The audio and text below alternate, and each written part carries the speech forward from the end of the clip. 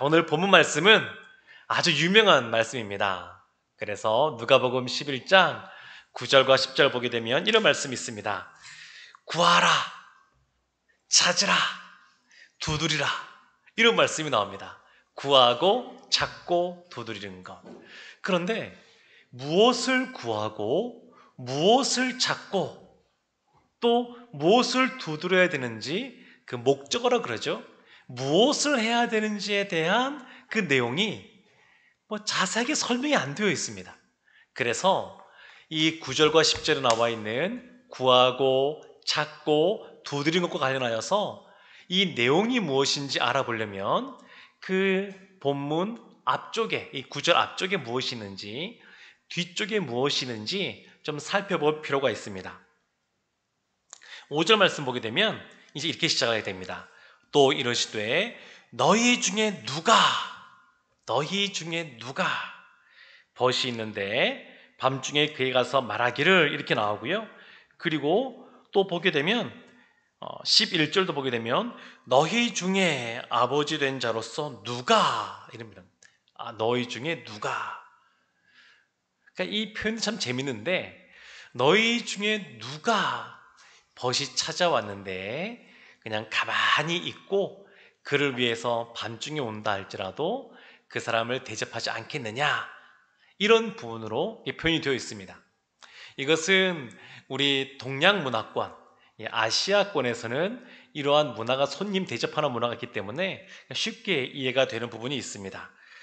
예전에 몇 년 전에 캄보디아도 가보고 그리고 네팔도 가봤는데, 캄보디아보다 네팔이 더 사는 것이 형편이 좀 더 어려운 것 같습니다. 물론 사람마다 좀 차이는 있지만 굉장히 네팔에 사시는 분들이 굉장히 어렵게 사시는 분들이 많은데, 아주 시골에 가도 먹을 것이 없는데도 불구하고 뭔가를 대접하겠다고 이렇게 음료수를 따라주는데, 진짜 가난한 집인데도 콜라가 있습니다. 콜라. 다른 건 없는데 난이라 그래서 이렇게 뜯어먹는 그런 반죽에서 뜯어먹는 이런 빵 같은 것도 가난해서 못 먹는데, 손님이 왔다 그래서 또 정성껏 콜라를 따라줍니다. 그래서 그거를 대접받으면서 우리나라도 예전 아주 수십 년 전 생각이 났습니다. 저도 어렸을 때 보게 되면 그 당시에 손님이 오게 되면, 지금 생각해보면 참 재밌는데, 설탕물을 타서 줬던 기억이 있습니다. 지금은 몸에도 안 좋다 그래서 안 마실 텐데, 그 당시에는 그냥 냉수도 아니고 귀한 손님이 오면 귀한 설탕을 이렇게 풀어가지고 이렇게 대접을 하곤 했었는데, 네팔을 가니까 먹을 것도 없는데 콜라를 이렇게 따로 주는 겁니다. 그래서 참 이게 가난해도 이 대접하는 문화가 있구나, 그런 생각이 들었고, 손님으로 가게 되면 또 그 대접을 받아서 또 잘 먹어야 되지 않습니까? 그래서 시골 갔더니 손으로 음식을 먹어야 됩니다. 그래서 손으로 깨끗하게 씻고 이렇게 해서만 먹었던 기억들이 있습니다.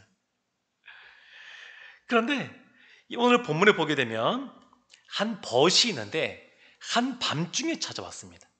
보통은 밤에 손님이 오지 않습니다. 이때만 하더라도 전기가 있고 그리고 밤길이 환하고 이런 상황이 아니기 때문에 주로 사람들이 낮에 다니지 밤에 다니지 않습니다. 그러니까 이 밤중에 손님이 찾아왔다라고 하는 것은 뭔가 어떤 비상한 상황이었고 특별한 경우다라는 것을 볼 수 있습니다. 그래서 그 친구가, 먼 데 있는 친구가 찾아왔는데 그 친구를 그냥 재울 수가 없어서 한밤중이지만 뭔가 대접하고 싶습니다. 그런데 대접할 거리가 없습니다. 이건 두 가지로 볼 수 있는데, 진짜 가난해서 대접할 것이 없었다라고 볼 수도 있고, 또 한 가지는 만들어 놓은 음식이 없는 겁니다. 제가 네팔 가서 느낀 건데, 도시도 그렇고 시골은 더하고 식당을 갔는데 음식을 주문하게 되면 우리나라 같으면 바로 그냥 금방금방 음식이 나오는데, 음식을 주문하면 그제서야 야채를 다듬고, 미리 다듬어 놓는 게 아니고 그제서 야채를 다듬습니다. 그리고 뭔가 이제 닭고기 시켰다 그러면 그제서야 닭을 잡고 뭔가 이제 시작하는 겁니다. 그래서 왜 이렇게 하는가라고 궁금해서 보니까, 네팔은 전기 상황이 안 좋아서 냉장고가 없습니다. 물론 뭐 특별한 데 보게 되면 냉장고도 있고 있긴 있지만 대부분 식당들은 냉장고가 없습니다. 냉장고는 없고 기온은 높고, 그러니까 음식을 만들어 놓을 수가 없습니다. 재료를 미리 손질해 놓으면 그것이 상하게 되기 때문에 주문이 들어와야 그제서야 요리를 시작하는 겁니다.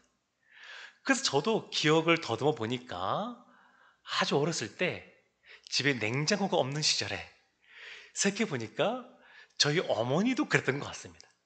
그래서 늘 따뜻한 음식을 많이 먹었는데, 그 이유는 뭐냐면 미리 음식을 만들어 놓을 수가 없으니까. 그러니까 그냥 그때 해서 따뜻한 음식들을 많이 먹었던 그런 기억들이 있습니다. 지금 그러한 상황이라고 볼 수 있습니다. 이 당시에 냉장고가 있었던 것도 아니고, 그리고 미리 놔두면 어떤 문제가 생길 수도 있고 하니까 미리 준비를 못한 겁니다. 그리고 마침 같은 동네에 사는 친구, 이 당시는 마을이 크지 않았을 거니까 아주 작은 마을이었을 거니까 같은 마을, 같은 동네에 사는 친구가 그날따라 떡을 했던 것을 알게 된 겁니다. 그러니까 알고 있었습니다. 그리고 떡이 남았다는 것도 알고 있습니다. 떡덩어리가. 그러니까 그 친구를 찾아간 겁니다.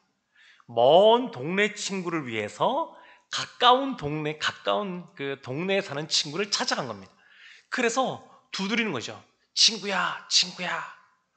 근데 오늘 본문 말씀 보게 되면 친구기 때문에 일어선 것이 아니라 너무 시끄럽게 구니까 일어선 겁니다. 오늘날 우리 같으면, 제가 보니까 우리 교회 성도님들은 다 교양이 있으셔가지고 한밤중에 누구 집에 가서 문을 크게 두드리거나 누구야 나와라 이렇게 말할 사람이 아무도 없을 것 같습니다. 다들 그런 것 같습니다. 그런데 이 친구는 아마 이 당시에 다른 사람들도 잘 그러지 않았던 것 같습니다. 그래서 너희 중에 누가라는 표현에서 너희 중에 누가 이런 사람이 있겠느냐, 아마 없을 거다, 이런 뉘앙스를 풍기고 있습니다. 그러니까 이 당시에 제자들 중에서 오늘 본문의 말씀은 기도와 관련된 건데, 이 친구처럼 멀리서 온 친구를 위하여 이 친구가 주인공이거든요. 다른 친구에 가서 두드리고 찾고 구한 사람이 주인공인데, 이 주인공처럼 하는 사람이 없다라고 하는 것을 깔고 있습니다.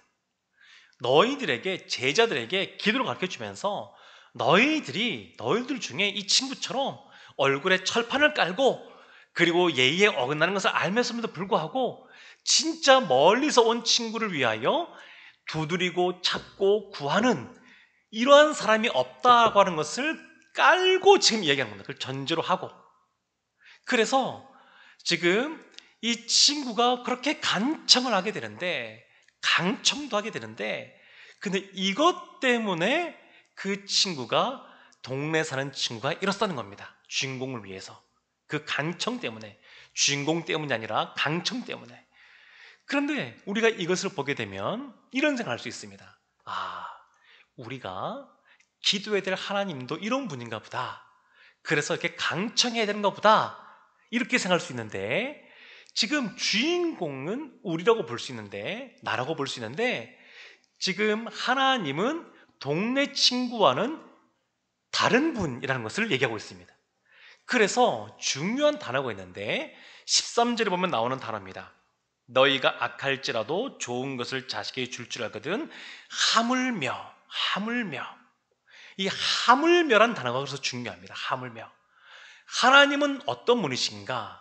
그래서 첫 번째 우리가 살펴볼 것은 뭐냐면, 우리가 기도하는 하나님은 어떤 분이신가라는 겁니다. 우리가 누구에게 기도하느냐라는 겁니다.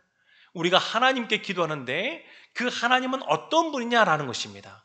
물론 오해해서는 안 되는 것이 있습니다.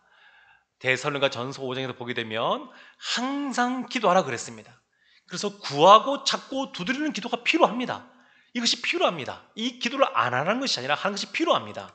뒤에 보게 되면 한 억울한 과부 한 사람이 있었는데, 재판장에게 자신의 억울함을 풀어달라고 늘 찾아가는 그러한 과부가 있었습니다. 그래서 그 불의한 재판장이었음에도 불구하고 늘 찾아오는 그를 위하여 내가 속히 그의 원한을 풀어주겠다라고 예수님께서 말씀하시는 장면이 나옵니다. 그래서 하나님 앞에 우리가 늘 반복해서 구하고 찾고 두드리는 기도를 해야 됩니다. 그러나 오늘 본문 말씀에서는 그것이 중요한 것이 아닙니다. 오늘 본문 말씀은 악한 친구거든요. 동네 친구는 악한 친구로 이게 묘사가 되고 있는 겁니다. 그 주인공을 위해서 기꺼이 일하는 것이 아니라 그냥 귀찮아서 시끄러워서 마지 못해서 일어나는 그런 친구입니다. 근데 하나님은 그렇지가 않습니다. 하나님은 좋으신 아버지입니다. 좋으신 아버지. 요즘 뉴스 보기가 참 겁나는 뉴스들이 참 많이 있습니다. 마음 아픈 뉴스가 있는데 아동 학대하는 그런 뉴스들. 진짜 아버지 맞나? 엄마 맞나? 싶을 만큼 어떻게 부모로서 저럴 수가 있지? 믿겨지지 않는 그런 뉴스들이 요즘에 나오고 있습니다. 근데 하나님은 그런 악한 아버지가 아닙니다. 하나님은 너무너무 좋으신 아버지입니다. 우리가 기도할 때 그 하나님은 사랑이 많으시고 상한 갈대를 꺾지 않으시고 작은 신임에도 귀를 기울이시고 먼저 찾아오시는 그런 하나님입니다. 그래서 우리가 기도할 때 항상 먼저 무엇을 기억해야 되냐면 우리가 기도하는 대상인 하나님이 어떤 분이신가에 대하여 분명하게 인식을 갖고 기도하는 것이 필요합니다. 두 번째는 그러면 누가 기도하느냐라는 겁니다. 주인공인데 그 주인공이 누구냐라는 겁니다. 그 주인공이 지금 우리가 뭐 똑같은 말이긴 합니다만 하늘에 있는 좋으신 아버지 하나님께 기도합니다. 그래서 우리는 하나님에게서는 아들이고 딸입니다. 하나님의 자녀입니다. 시편 2편 5절에 보게 되면 이런 말씀이 있지 않습니까? 시편에 보게 되면 7절에 2편 7절에 여호와께서 내게 이르시되 너는 내 아들이라 오늘 내가 너를 낳았도다. 하나님 하신 말씀입니다. 근데 이 말씀은 우리만 해당되는 것이 아니라 예수님도 이 땅에 공생의 사역을 하실 때에 들었던 말씀입니다. 세례 받으실 때에 또 그 이후에 변화산에서 이는 내 사랑하는 아들이다, 내 기뻐하는 자다, 이런 말씀들을 주셨습니다. 그런데 예수님뿐만 아니라 우리를 향하여서도 하나님은 아들이다 이렇게 말씀하고 있습니다. 그런데 하나님의 아들, 신의 아들이라고 하는 것은 곧 왕을 일컫는 거거든요. 왕. 그래서 우리는 왕 같은 제사장이라는 표현처럼 하나님 앞에 그러한 존재입니다. 그냥 아무것도 아닌 그러한 존재가 아니라 왕 같은 존재입니다. 그런데 왕 같은 존재긴 한데 오늘 본문 말씀 보게 되면 주인공은 어떤 사람이냐면 아무것도 없는 사람입니다. 하나님으로부터 너는 내 아들이라고, 내 사랑하는 자라고 말씀해 주셨는데 실제로 우리의 현실의 삶 속에서는 기도하는 이 주인공의 입장에서는 아무것도 없는 빈손인 그러한 존재입니다. 그러니까 우리 기도할 때 우리가 어떤 마음으로 기도해야 되냐면 이와 같이 우리는 아무것도 가진 것이 없습니다. 우리가 할 수 있는 것이 없습니다. 하나님이 주셔야만 됩니다. 하나님이 허락해 주셔야 됩니다. 채워주셔야 됩니다. 이런 마음으로 기도해야 됩니다. 하나님 앞에 우리가 하나님의 사랑받는 자녀이고 우리가 하나님 은혜 가운데 왕같은 제사장이 되었지만 그러나 하나님 앞에 기도할 때마다 하나님 우리가 가진 것이 없습니다. 하나님이 주셔야만 됩니다. 이러한 갈급한 심령으로 기도해야 됩니다. 어떤 사람들이 기도하지 않느냐? 하나님의 사랑을 믿지 못하고 그리고 나에게 부족한 것이 있다는 것을 깨닫지 못하는 사람들이 기도하지 않습니다. 모르면 기도 안 하는 겁니다. 이 정도면 되었지라고 생각하면 기도하지 않게 됩니다.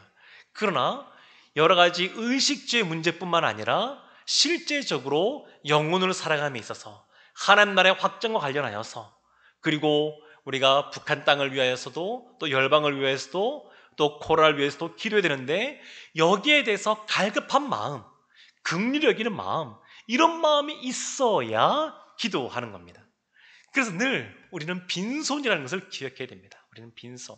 우리는 아무것도 가진 것이 없다는 것을 인식해야 우리의 좋은 아버지 앞에 우리가 간절하게 기도할 수가 있습니다. 또 하나 있습니다.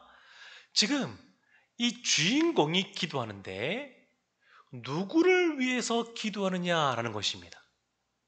주인공이 본인이 갑자기 배가 고파서 한밤중에 야식을 먹기 위해서 찾아간 것이 아닙니다. 본인의 가족을 먹이기 위해서 찾아간 것도 아닙니다. 지금 이 주인공은 누구를 위해서 간청했던 거냐면, 먼 지역에서 온, 나그네로 온, 먼 타지에서 온 친구를 위해서, 다른 사람을 위해서, 타인을 위해서 기도한 겁니다. 그래서 우리가 기도할 때에 누구를 위하여 기도해야 되냐면, 나를 위하여 기도하기 이전에 다른 사람들, 선한 사마리아인이 강도 만난 자를 위하여 무엇인가 했던 것처럼 도움이 필요하고 또 기도가 필요하고 사랑이 필요하고 그런 사람들을 위하여 기도하는 것이 필요합니다. 우리도 지금 말씀 나누기 전에 공동체 기도, 합심 기도할 때에 또 북녘 땅을 위해서도 기도하고 열방을 위해서도 기도하고 교회를 위해서도 기도했는데, 늘 우리의 시선이 그의 나라와 그의 의를 구하는 것에 맞춰져 있어야 됩니다. 그러니까 나를 위해서 기도하는 것이 아니라 그보다 먼저 다른 사람을 위하여 기도하는 우리의 모습이 되어야 됩니다. 그래서 우리가 이것을 기억한다 그러면 마지막으로 한 가지 더 살펴보기를 원하는데, 그럼 무엇을 위해서 무엇을 기도하는 겁니다. 무엇을 너무나 좋으신 하나님 앞에, 그리고 왕같은 제상이지만 우리가 빈수령한 것을 인정하면서 다른 사람을 위하여 중재 기도를 먼저 우리가 해야 하는데, 그럼 우리가 무엇을 기도하느냐? 이것을 오늘 본문 말씀에서 찾아볼 수 있습니다. 구하고 찾고 두드리라고 그랬는데, 이 9절과 10절 앞에 나와 있는 이 친구의 떡덩어리를 위하여 간구하는 모습 속에서 우리가 먹는 것을 기대되는구나 라는 것을 알 수 있습니다. 실제적으로 삶 속에서 우리의 의식주와 관련된 것들, 무엇을 먹을까, 무엇을 입을까, 무엇을 마실까, 이것을 기도하지 말라는 것이 아니라 이것도 당연히 기도하는 겁니다. 우리에게 당장 필요한 것들, 공부, 학생이면 공부하는 것, 또 직장인이면 열심히 또 일하는 것, 또 가정에서도 여러 가지 필요들이 있는데 그것을 위해서 기도하는 겁니다. 너무너무 당연한 겁니다. 우리의 필요에 대하여 일부러 기도하지 않습니다, 그런 것이 아니라 그거를 위하여 늘 기도하는 모습 속에 있어야 되는 것입니다. 또 하나가 있습니다. 이것이 더 중요한 건데, 오늘 말씀 13절에 보게 되면 하물며 라고 하면서 뒤에 부분에 이렇게 나와 있습니다. 너희 하늘 아버지께서 구하는 자에게 무엇을 주시지 않겠느냐라고 말하고 있습니까? 성령. 뜬금없이 성령이 나오는 것 같습니다. 갑자기. 아니, 지금 기도 이야기하면서 구하고 찾고 두드리라 라고 하면서 하나님은 하물며 더 좋은 것을 주신다고 말씀하고 있는데, 그것이 바로 뭐냐면 성령이라면 성령. 그래서 하나님은 우리에게, 하나님의 자녀인 우리에게 무엇이 가장 필요한지, 어떤 것이 가장 좋은지를 알고 계십니다. 그것이 바로 성령 하나님입니다. 성령 하나님. 그래서 예수님께서도 부활하고 승천하시면서 구름 타고 올라가시면서 무엇을 말씀하시냐면, 너희가 예루살렘을 떠나지 말고 성령이 너에게 올 때까지 기다리라 라고 말씀하셨습니다. 사람이 마지막으로 하는 유언이라는 거 있지 않습니까? 유언은 가장 중요하고 하고 싶은 말들, 그런 말들을 하기 때문에 어떤 분이 유언에 말씀하신 것에 대하여 그 자녀분들이나 또 그 영향을 받은 사람들이 그 유언을 아주 중요하게 생각합니다. 예수님이 다시 오실 분이시지만 이 땅에서 하신 가장 마지막 말씀이 뭐냐면 너희가 성령을 받으라는 겁니다. 성령. 그 성령 하나님이 하나님의 자녀인 우리에게 너무너무 중요한 것이고, 그리고 우리에게 가장 소중한 것이고, 또 우리에게 가장 필요한 것입니다.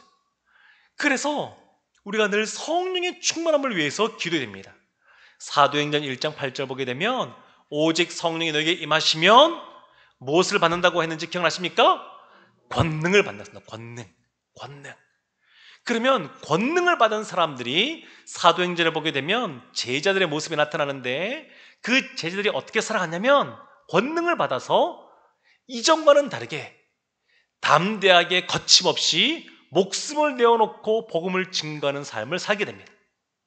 성령의 권능을 받아서 그렇습니다. 또 하나는 기존에 다 가지 않던 이방인들에 찾아가서 복음을 증거하는 모습으로 살아갑니다. 이것이 권능 있는 제자들의 모습이었습니다. 우리가 늘 이미 성령 충만함을 받았을 수 있는데 아마 제가 볼 때는 금요기대 오신 분들은 다 이미 성령 충만하신 분들일 겁니다. 그런데 우리가 더 성령 충만해야 될 이유는 뭐냐면 예수님께서도 오늘 본문의 말씀을 통하여서 성령이 얼마나 중요한지 성령을 선물로 주시지 않겠느냐라고 또 말씀하고 있기 때문에 그렇습니다. 성령의 충만함은 단회적인 것이 아닙니다. 이례적인 것이 아닙니다. 한 번 받아 끝나는 것이 아닙니다. 하나님은 우리가 그리스도 안에서 점점 더 하나님을 깊이 있게 만나고 경험하기를 원하는데 어떻게 하면 하나님을 더 경외하는 모습 속에 하나님의 임재를 더 경험할 수 있느냐? 성령의 더 충만함은 가능합니다. 그래서 우리가 기도해야 될 가장 중요한 것은 뭐냐면 우리의 의식주를 비롯한 우리의 삶에 필요한 것들을 위해 기도되지만 더 중요한 것은 성령의 충만함입니다. 성령이 충만하면 우리의 마음속에 하나님이 가득 임재하게 되고 그리고 우리가 어떠한 길을 걸어가야 될지 우리의 발에 등이 되어주시고 우리의 길에 빛이 되어주십니다. 우리의 삶 속에 능력이 되어주시고 우리의 또 어려움 속에 반석이 되어주시고 또 우리의 요새가 되어주십니다.